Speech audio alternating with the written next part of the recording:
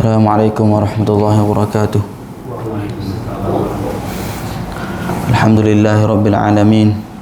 Wassalatu wassalamu ala asyrafil anbiya'i wal mursalin wa ala alihi wa sahbihi ajma'in.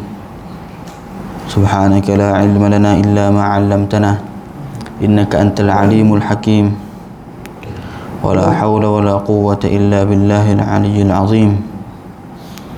Amma ba'd. Alhamdulillah, syukur kita kehadrat Allah Subhanahu Wa Taala atas nikmat yang Allah Taala kurniakan kepada kita. Masih lagi Allah Taala kurniakan nikmat kepada kita untuk kita hidup atas muka bumi ini. Dan seperti kita sebut sama, iaitu tak ada nikmat yang lebih besar lebih daripada nikmat iman dan juga nikmat Islam. Yang mana segala nikmat-nikmat yang Allah Taala bui kepada kita ni akan ditanya oleh Allah Subhanahu Wa Taala, seperti mana disebut dalam surah At-Takatsur. Allah Taala berfirman, Alhaakumut takatsur. Kita baca sama ni, Alhaakumut, cuma backing ini ni bunyi Alhaakumut takatsur, telah melalaikan kamu semua daripada membanyakkan daripada dunia. Kau kena slow sikit kau siapa komen sini ni?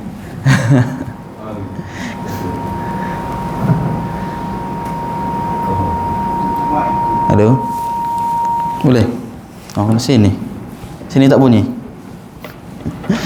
Alhaakumut takatsur, telah melalaikan kamu semua daripada membanyakkan dunia. Sebab apa? Sebab setiap daripada nikmat kita ni Allah Ta'ala akan tanya. Padahal ni nikmat handset, nikmat teknologi ni, pada Allah Ta'ala tanya hak ni kak. Hak tu tak tahu dia jawab ke tak ni. Sebab apa? Sebab kemudahan yang Allah Ta'ala beri lah ni, Allah Ta'ala tak beri kosong. Allah Ta'ala akan tanya. Alhaakumut takatsur, telah melalaikan kamu daripada membanyakkan dunia. Benda ni tidak menafikan bahawa untuk kita nak cari harta dunia kerana nak buat ibadat. Sebab Nabi SAW pun sebut, ni'mal malus salih lirrajulis salih.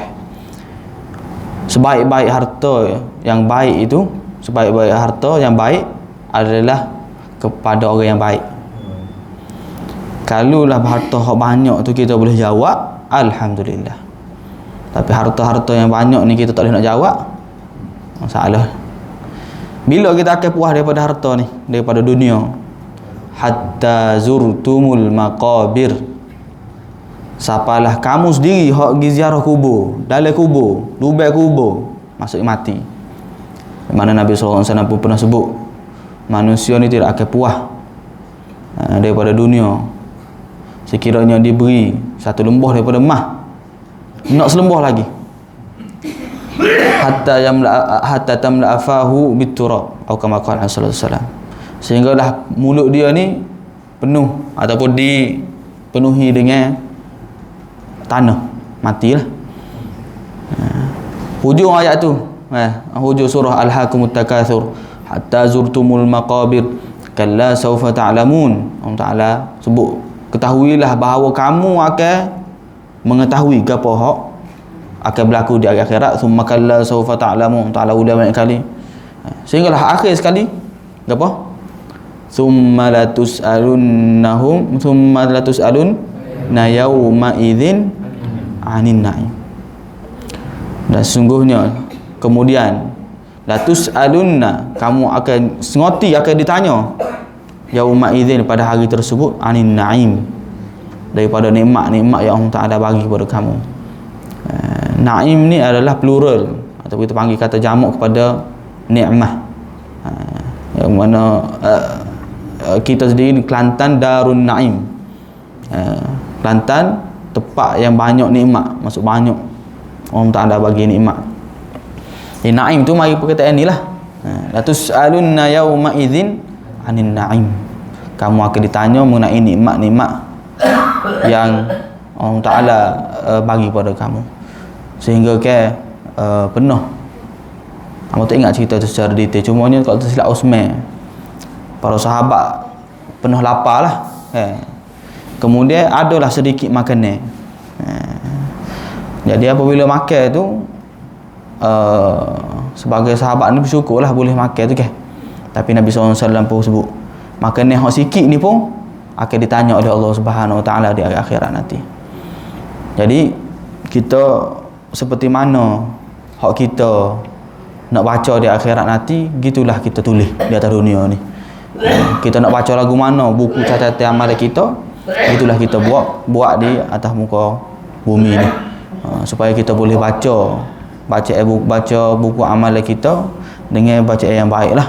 Allah Taala kata dalam surah Al-Kahfi, la yughad ni, wa taral mujrimin mushfiqina mimma fihi wa yaquluna ya wailatana ma li hadzal kitab la yughadiru saghiratan wala kabiratan illa ahsaha wa wajadu ma amilu hadira wala yadhlimu rabbuka ahada.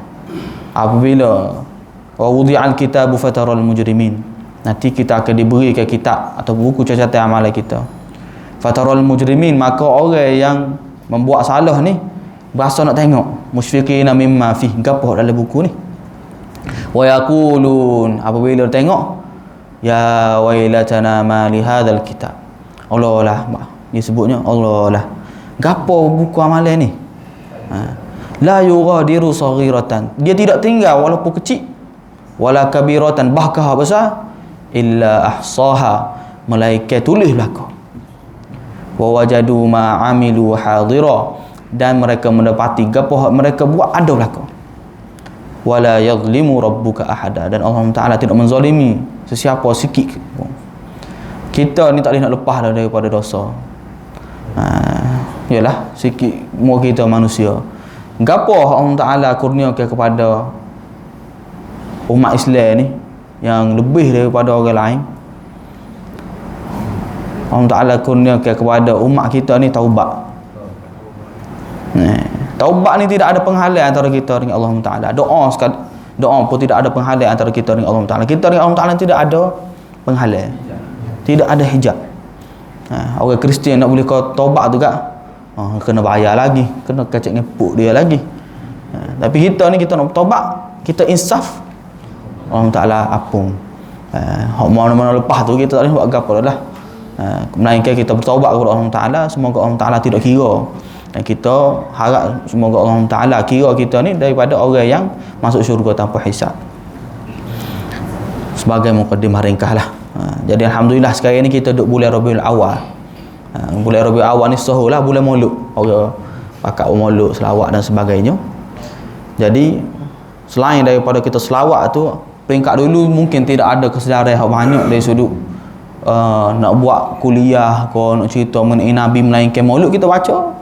Orang tidak dapat ambil iktibar sangat daripada perkara tersebut, sehingga benda ni banyak ditegur oleh guru-guru kita di sini ataupun ustaz-ustaz kita di Kelantan sendiri, di Malaysia sendiri, bahawa kena selit ke selain daripada kita selawat kepada Nabi SAW. Selawat kepada Nabi confirm kita boleh pahala dan juga direct kepada Nabi SAW, tapi benda tu tidak akan menyelesaikan masalah umat. Sebab itulah Tok Aziz sendiri, Tok Haji Hadis sendiri pernah sebut, selain kita tidak habis dengan selawat maulud saja. Jadi benda yang kita duk buat ngaji sirah ke apa ni nak ubah benda ni. Dan benda ni sebenarnya tidak terhad kepada bulan maulud saja. Bulan maulud ni kena panggil nak refresh balik. Nak refresh balik. Sebab apa? Sebab apabila hati kita ni kosong mengenai Nabi SAW, kosong mengenai Allah Subhanahu Wa Taala, kosong mengenai para sahabat, dia akan isi mulai. Apabila kita cerita kita ni, kita tak bayar cerita yang lebih banyak dalam jiwa kita, dalam maklumat kita lebih daripada cerita Nabi SAW, maka tidak ada kehidupan kita ni tidak akan panggil apa, gundah gulana, tak ada. Sebab penuh. Kita tahu dah kita ada teladan yang cukup hebat, iaitu Nabi SAW. Sebab itulah ayat mengenai contoh ni Nabi Allah Taala sebut laqad kana lakum fi Rasulillah uswatun hasanah. Benda ni sangat besar. sangat besar. Tidak ada teladan laqad kana lakum, sesungguhnya pada Rasulullah sallallahu alaihi wasallam itu teladan yang paling terbaik. Nah, apabila kita belajar mengenai Nabi, kita akan belajar mengenai para sahabat. Mereka adalah orang yang terbaik selepas Nabi sallallahu alaihi wasallam yang Allah Taala pernah ada ke atas muka bumi ni. Jadi lagi mana kita hidup atas dunia ni, kita ingat gapo hak pernah berlaku juga kepada para sahabat, barulah kita akan berasa gapo kita lalu ni kecil sangat. So apabila penuh dah dalam jiwa kita ni cerita mengenai Nabi sallallahu alaihi wasallam, dalam diri anak-anak kita, dalam diri orang muda kita cerita mengenai Nabi, tak carilah muka lain. Cerita hak paling sedap, tidak ada cerita lebih sedap daripada cerita Nabi sallallahu alaihi wasallam. Kita kata cerita konflik, ada cerita Nabi, ada cerita gotu, cerita Nabi dengan para sahabat, cerita masalah keluarga, cerita masalah ni, cerita masalah tu ada. Sebab itulah Al-Quran dan juga Nabi SAW, cerita Nabi ni cukup dah untuk kita nak jadikan panduan dalam hidup kita, dan kita kena usaha untuk penuhkan benda-benda lagu ni kepada orang-orang muda.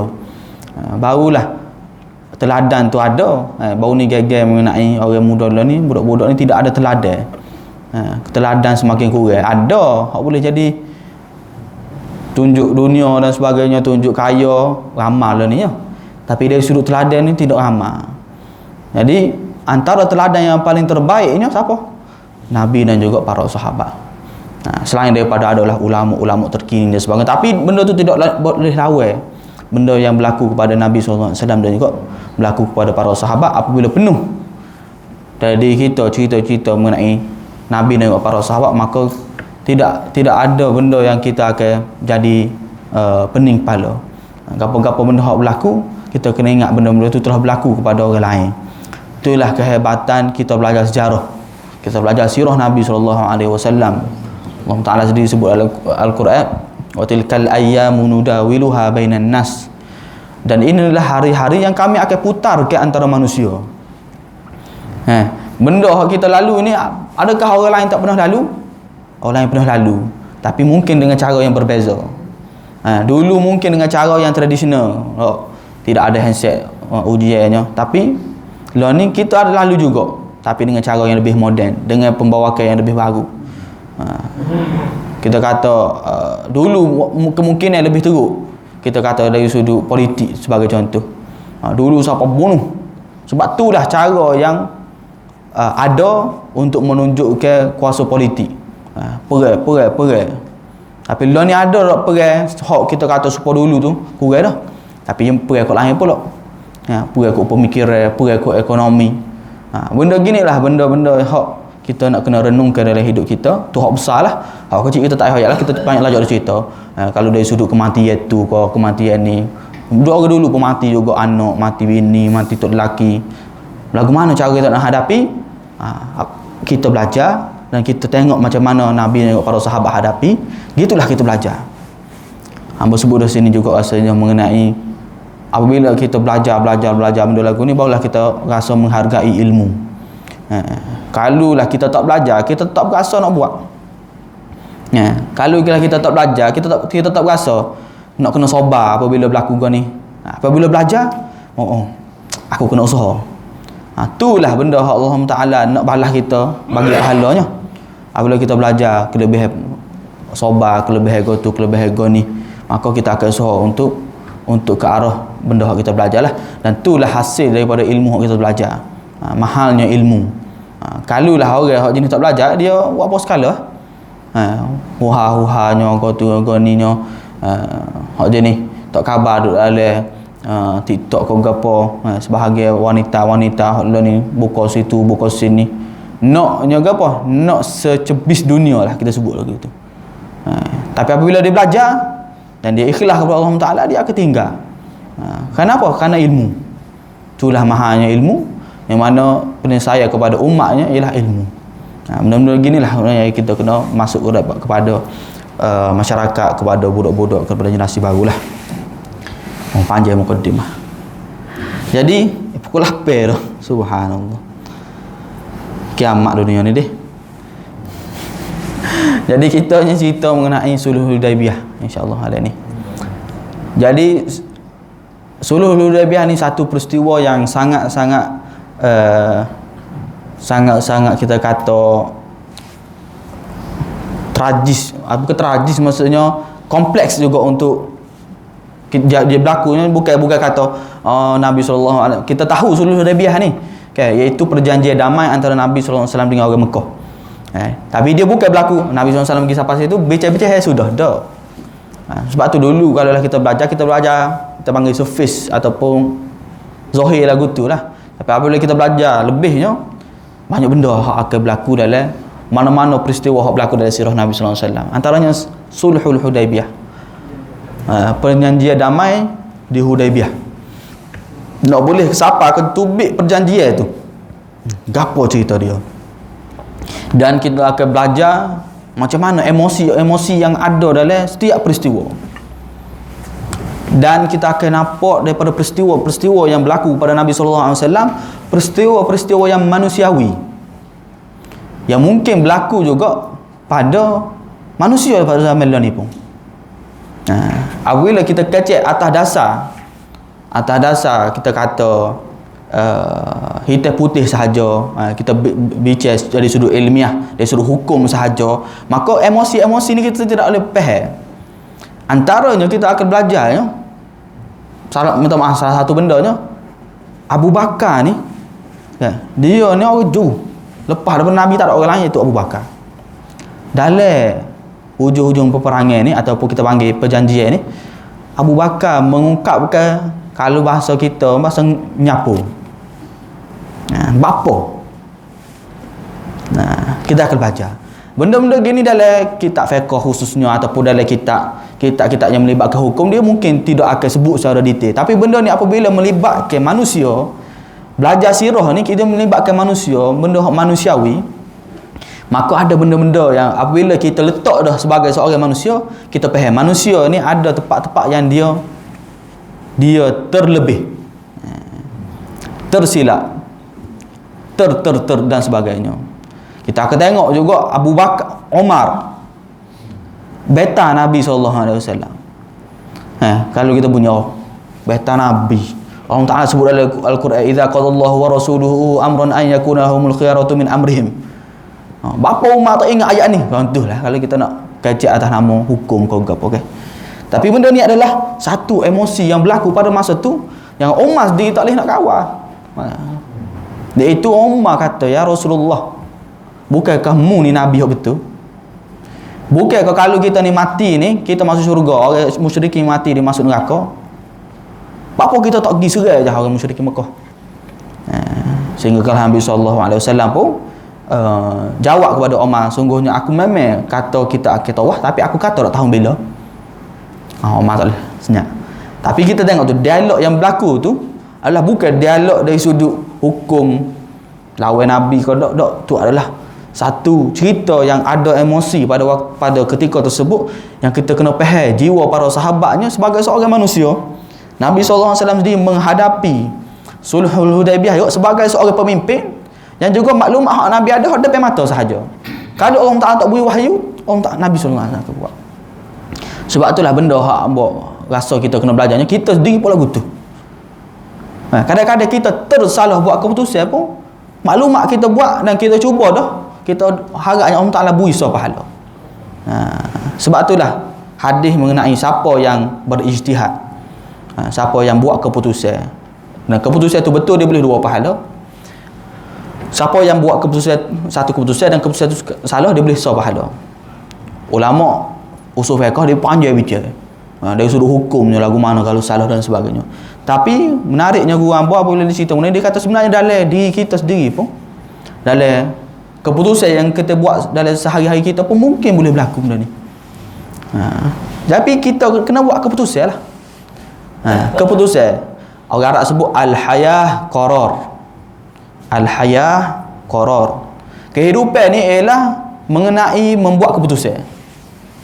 Lah ni gagal orang muda kan. Nak buat keputusan nak makan mana putih. Nak makan mana. Budak-budak muda lah dia buat video kan. Tanya gawe dia ke, tanya bini dia nak makan mana, tak letih. Baru nak tu adalah buat keputusan tu.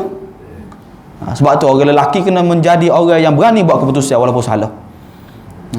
Benda ni hilang. Makin kurang. Orang lelaki tak berani nak keputusan. Apa? Oh ya, ke lama kau salah, lama kau hilang. Kelelakian tu semakin hilang. Sebab apa? Sebab tidak berani mengambil risiko. Orang lelaki apabila buat keputusan, dia sanggup untuk ambil risiko. Tu cerita. Tak apa. Kita masuk suluh dah biar. Jadi kita kena faham pola peperangan Nabi SAW daripada Badar. Ya, hamba ulama sama iaitu daripada Badar kita menang. Kepercayaan orang kepada orang Madinah kuat. Gitulah politik zaman tu. Politik zaman tu khususnya siapalah zaman lama lah, kita kata cara untuk menunjuk kekuatannya ialah dengan perang. Mu boleh takluk, mu bisa. Jadi pada zaman Nabi pun lagu tu. Siapalah zaman Abu Bakar sekalipun, Umar sekalipun, itulah cara politik zaman tu. Iaitu dengan perang. Jadi Nabi SAW menang dalam Badar. Jadi orang mula percaya dekat orang Madinah. Sebelum daripada Badar, orang munafikin dia tidak mengaku Islam. Nabi SAW sendiri pun tidak paksa. Tapi apabila orang Islam ni bisa dah ni masuk Islam, tapi munafik. Siapalah di Uhud. Di Uhud kita kalah. Jadi kepercayaan orang kepada orang Madinah kurang sikit, yang menyebabkan orang berani nak serang orang Madinah. Dan Nabi SAW pun serang orang yang nak serang Nabi SAW, iaitu Nabi hantar teruslah sebelum daripada orang serang kita pergi serang dulu. Jadi kepercayaan orang kepada orang musyrikin semakin naik, mula-mula turun naik. Sehingga orang musyrikin dia pakat boleh kupur tentera ketika mana perang Khandaq 10,000. Badar orang Islam 300 lawan 1,000. Uhud orang Islam 700 lawan 3,000. Khandaq 3,000 orang Islam lawan 10,000. Ramai ni. Akhir sekali ketika mana perang Khandaq tak boleh gapo satu. Allah Taala kata lam yanalu khaira. Mereka apabila waradallahu alladhina kafaru bighaidhihim lam yanalu khaira. Allah Taala buat klik orang musyrikin ni dengan kemarahan dia dan tidak boleh ke satu. Jadi apabila kalahnya orang musyrikin, maka kepercayaan orang kepada orang musyrikin tu turun balik. Jadi orang dah mula tak boleh tak percaya kepada orang musyrikin. Nabi SAW tahun ke-5 tu berlaku Khandaq. Tahun ke-6 tu Allah Ta'ala buat turun kepada Nabi satu ayat, iaitu laqad sadaqallahu rasulahu ru'ya bil haqq. Allah Ta'ala bagi mimpi kepada Nabi SAW, la tadkhulunnal masjidal haram insyaallah, kamu akan masuk Masjidil Haram muhalliqina ru'usakum, dalam keadaan selepas daripada buat umrah mu akan cukup masuk dalam keadaan sama, muhalliqina ru'usakum wa muqassirina la takhafun, dalam keadaan tidak takut. Fa'alima ma lam ta'lamu faja'ala min duni dzalika fathan qariba, dan ketahuilah apa yang fa'alima ma lam ta'lamu, Allah Ta'ala Maha mengetahui apa kamu tak tahu, wa ja'ala min duni dzalika fathan qariba, Allah Ta'ala akan jadikan pembukaan penaklukan dalam masa terdekat. Nabi SAW boleh maklumat secara tu, maka Nabi buat keputusan untuk kita pergi umrah. Kita pergi umrah, kita klik kepada kota Mekah untuk kita nak buat umrah dulu.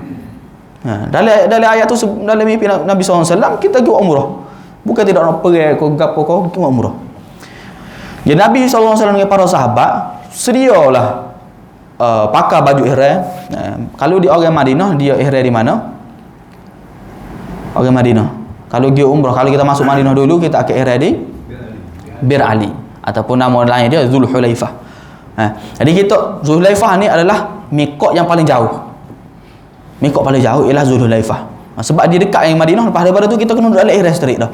Tapi kalau lah Qarnul Manazil dekat dengan Mekah, Juhfah pun kawasan tu juga, Qarnul Manazil, Juhfah, Yalamlam, 5 betul ingat soal lagi ke apa, Zati Iraq, Zati Arq, adalah 2, 3, 4 tempat yang menjadi miqat. Jadi Nabi SAW bersedia bukan untuk perang, bawanya ialah bawa pisah untuk musafir, untuk buat benda-benda ringan saya, bukan untuk perang. Pakai apa? Pakai ihram. Bawa hadiu. Hadiyu ni ialah binatang, kita panggil apa? Binatang Allahu Akbar. Apa? Unta ataupun apa tengok unta ataupun kambing. Tapi kita buat siap-siap dah. Dia ada kaedah dia. Apabila kita nak buat binatang ni hadiah kepada kota Mekah, so kita akan luka dia sikit, kita buat tanda merah.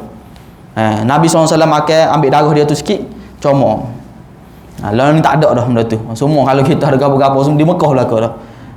Kalau kita pergi ke kandai dia tanda, dia ada cat lah, dia cat.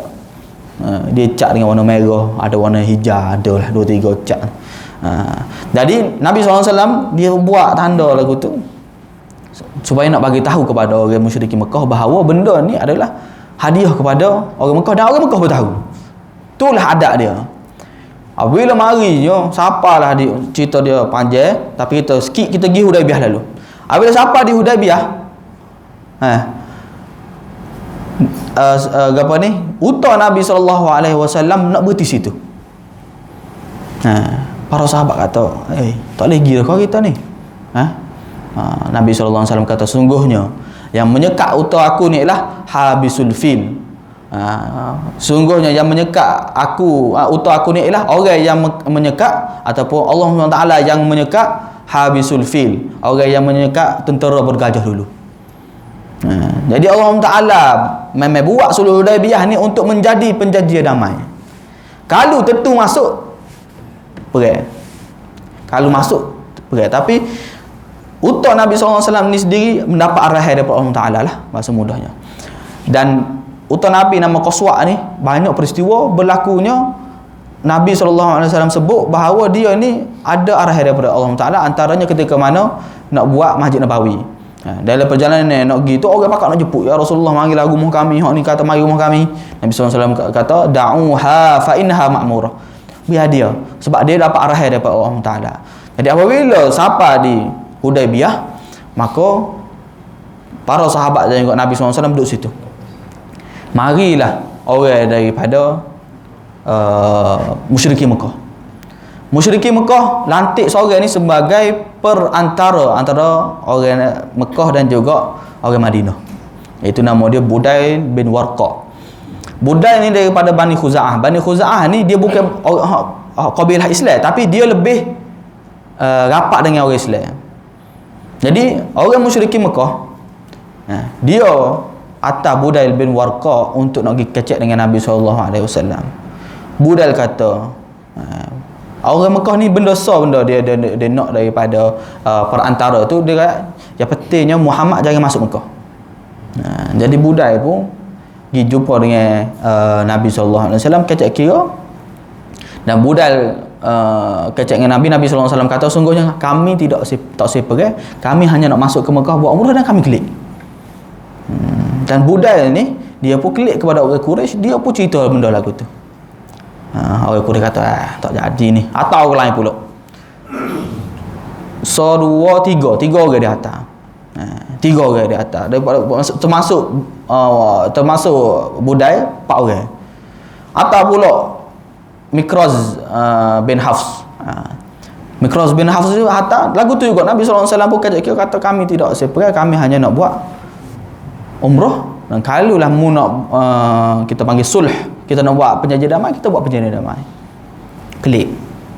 Marilah seorang lagi Al-Hils. Al-Hils ni mari, dia pun Nabi SAW apabila dia mari, Nabi SAW kata Al-Hils ni ialah orang yang mengagungkan hadiu, mengagungkan ibadat umrah. Sebelum dia siapa lagi, Nabi SAW kata ni kita pakat talbiyah, labbaik Allahumma labbaik, apa kita tunjuk bahawa kita nak pergi umrah. Tak ada mari rapat undur dah. Dia kata memang orang ni adalah orang yang memang nak mari buat umrah, tidak nak mari untuk pergi dan sebagainya. Siapalah yang terakhirnya orang musyrikin Mekah hatta seorang nama dia Urwah bin Mas'ud Al-Thaqafi. Urwah bin Mas'ud Al-Thaqafi ni hamba silap sebut baru ni, hamba sebut bahawa Nu'aim bin Mas'ud ada dua. Bukan Nu'aim bin Mas'ud, dia panggil pening nama lebih kurang ni. Masa perang Khandaq nama dia Nu'aim bin Mas'ud Al-Ashja'i. Dalam Hudaibiyah ni Urwah bin Mas'ud Al-Thaqafi. Urwah bin Mas'ud Al-Thaqafi ni orang Thaqif, iaitu orang Mekah, orang Taif, dan dia adalah orang hebat. Orang hebat. Sebab orang Mekah dia pernah sebut, yang Allah Taala rakamkan dalam Al-Quran, laula nuzila hadzal qur'ana ala qaryatayn azim. Kalulah nak turun Quran, apa tak turun kepada Urwah bin Mas'ud? Iaitu yang dimaksudkan ayat ini ialah Urwah bin Mas'ud, maksudnya orang hebat. Jadi Urwah bin Mas'ud ni antara orang yang pada waktu tersebut yang jumpa orang besar-besar dah. Dia pernah jumpa Raja Kisra, dia pernah jumpa Raja Kaisar, dia pernah jumpa raja tu, raja ni, dan dia orang politik. Kita kata orang politik lah, orang hak pandai, orang hak kita panggil apa orang hak pandai kecek kira lah. Jadi dia pun pergi jumpa Nabi SAW, kecek dengan Nabi SAW. Jadi pertama sekali dia ejek Nabi SAW. Dia kata, Muhammad, mu pernah tengok tak orang Arab yang mana dia nak khianat keluarga sendiri? Padahal dia pun tahu, dia ni orang hak tahu, tapi cara kecek tu ayatnya bukan semua orang pandai kecek. Kita pun kalau lah nikah dengan orang Negeri Sembilan kan, setengah-setengah orang tu cari orang khusus lah tu lu kecek. Buat orang Negeri Sembilan ni nak boleh kau ambil anak dia tu, nak kena kecek, nak kena patung, tak semua orang mana patung. Kau ada nak tu orang Negeri Sembilan apa, dia tahulah. Kalau pandai kecek tak apa, nak kena balahnya, nak kena gotu, nak kena kecek kiranya. Tak semua orang pandai kecek, tapi Pak Cik ni pandai kecek. Dia akan jadi sahabat. Cuma masa tu dia Pak Cik lah. Dia Pak Cik ni, dia kata, Muhammad, mu pernah tengok tak orang mana-mana kabilah Arab yang mana dia khianat keluarga dia sendiri? Nabi tak jawab, Nabi senyap lah. Sehinggalah para sahabat yang duduk sekitar Nabi SAW tak puas hati dengan Urwah ni. Antaranya siapa? Abu Bakar. Sebab kecek dia kecek dengan Nabi SAW dengan kecek, kita kata kasar sikit. Daripada sinilah hamba sebut tadi, Abu Bakar kita sebut apa tadi? Nyapu kan. Dalam bahasa Arab sebut umsus bidrat. Kalau terjemuh ni kasar, iaitu awak kata, Urwah, gi isak kemaluan lakmu, jangan duk kena. Abu Bakar ni Abu Bakar. Sebab tu para ulama apabila dia bincang mengenai perkataan ni, dia kata gitulah manusia. Kadang-kadang orang baik setara mana dia siapa tahap marah juga. Tapi bukanlah semua Abu Bakar sekali ni, tapi kan ayatnya siapa tahap kata kau Nabi ke apa, mari temperature dia tinggi kan, lebih juga lah. Jadi nama apa ni, Urwah tanya Nabi SAW, siapa ni? Ni lah anak Abu Quhafah. Abu Bakar. Sedap juga dia pun. Muka dia orang tua. Dia kata, aku ni kata ada arah, ada hotel lagi, aku hotel. Rupanya ada satu peristiwa hamba pun tak ada nak cari molek, iaitu ada peristiwa yang mana Abu Bakar ni terhotel, membalas hotel dia. Jadi dia kata, kalau bukan kerana hotel aku balas, tapi sebab aku ada hotel lagi dengan Abu Bakar, maka aku senyap. Lepas tu dia pun kecek lagi, dia pergi pegang janggut Nabi SAW. Dia pegang janggut. Orang Arab ni amo tak pastilah siapa lah ni pun perangai pegang janggut ni ada lagi, dia nak baik ke apa, dia pergi pegang janggut. Dia nak suruh kita beli bagai dia kalau pergi Mekah ke apa kan, dia pergi pegang janggut. Jadi apabila pegang janggut ni, ada seorang sahabat nama dia Al-Mughirah bin Syu'bah. Al-Mughirah Al-Walid Al-Mughirah bin Gapo tak ingat. Al-Mughirah ni ambil pedang, kebetulan dia ada pedang dia, kita kata hak golok-golok kecil ke apa tu. Dia pergi, dia tidak tepih dengan pedang, cuma kita panggil pedang tu pedang hak duk ada sarung. Dia pun tepih tangan Urwah ni dengan pedang dia. Lepas tu dia pun tengok, ni siapa pula ni? Nabi SAW kata, ni Al-Mughirah. Al-Mughirah, daripada kami ni. Rupa-rupanya Al-Mughirah ni ada hubungan kekeluargaan dengan Urwah. Ni dia boleh kata. Sebab apa? Sebab Al-Mughirah ni adalah antara orang muda yang dia ketika mana masuk Islam, cerita dia Al-Mughirah ni belum daripada masuk Islam, dia pernah bunuh 13 orang. 13 orang dia bunuh. Lepas daripada tu dia pergi jumpa Nabi, dia masuk Islam. Nabi SAW kata, ada pun Islammu aku terima, tapi diatmu, hak mu bunuh orang tu bukan bayar. Yang mana dia tu dibayar oleh pak cik ni. Urwah bayar dia dulu masa di Taif. Dia bunuh orang, dia lari ke Madinah masuk Islam. Akhirnya Urwah ni bayar. Sehingga kat Urwah kata dan dia payah dialog dalam cerita ni, dia dialog hak kasar sikit. Cuma dia sebutnya baru maring baru basuh berak. Kalau terjemah kita baru maring basuh berak. Tepis tangan aku. Senyap pula Al-Mughirah. Jadi dialog ni berlaku yang mana menyebabkan akhir sekali Nabi sallallahu alaihi wasallam pun sebut benda sama kepada mana-mana orang yang mari jumpa, iaitu Nabi sallallahu alaihi wasallam sebutnya, kami nak buat umrah, kami nak klik.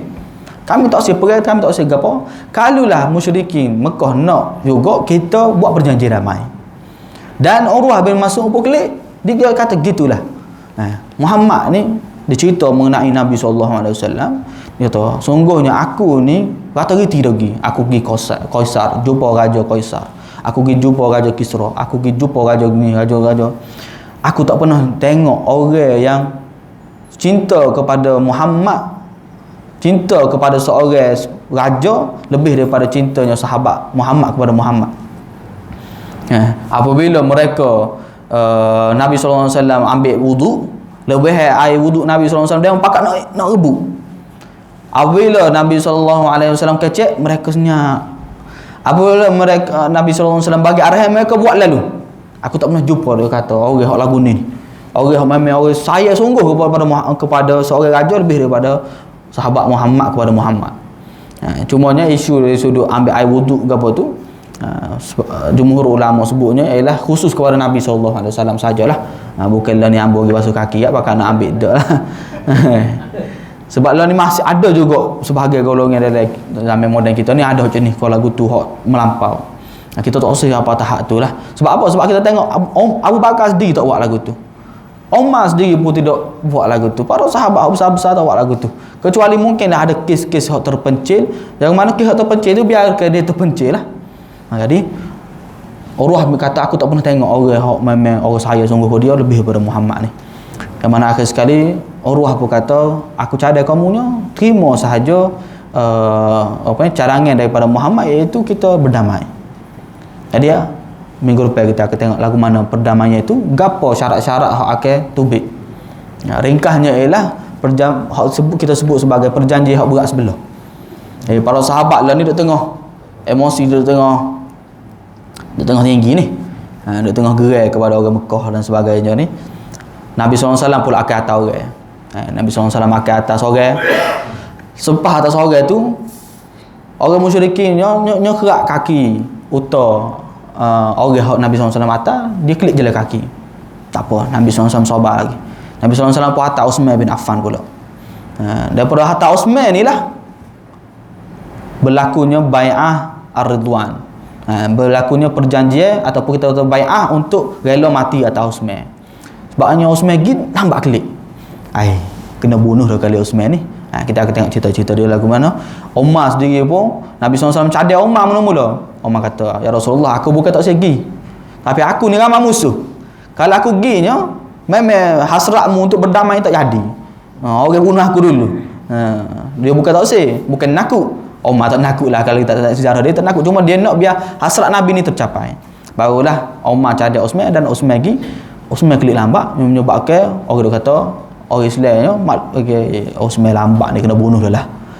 Barulah berlakunya bai'ah Aqabah, dan lepas daripada itulah berlakunya bai'ah Aqabah untuk mati atas Uthman, dan berlakunya selepas daripada itu Sulhul Hudaibiyah. Kita akan tengoklah perjanjian yang berat sebelah, antara hak paling besarnya perjanjian itu ialah orang Islam kalau dia murtad dia boleh klik ke Mekah. Kalau lah orang Mekah masuk Islam, dia tak boleh pergi Madinah. Kita akan tengok beberapa peristiwa lagi insya-Allah dalam minggu depan. Minta maaf salah silap. Terima kasih belaka atas perhatian. Sekiranya ada salah ke apa boleh royak. Ada soalan hangpa tak aja buka soalan sebab kita takut menanya soalan. Tapi kalau lah masa makan-makan nak buah ke apa, soalan-soalan ke apa insya-Allah boleh lah. Tapi soalan sirah-sirah lah. Jangan tanya soalan-soalan SPM ke apa tak jawab apa. Subhanakallah wa hamdika asyhadu an la ilaha illa anta astaghfiruka wa atubu ilaik. Assalamualaikum warahmatullahi wabarakatuh.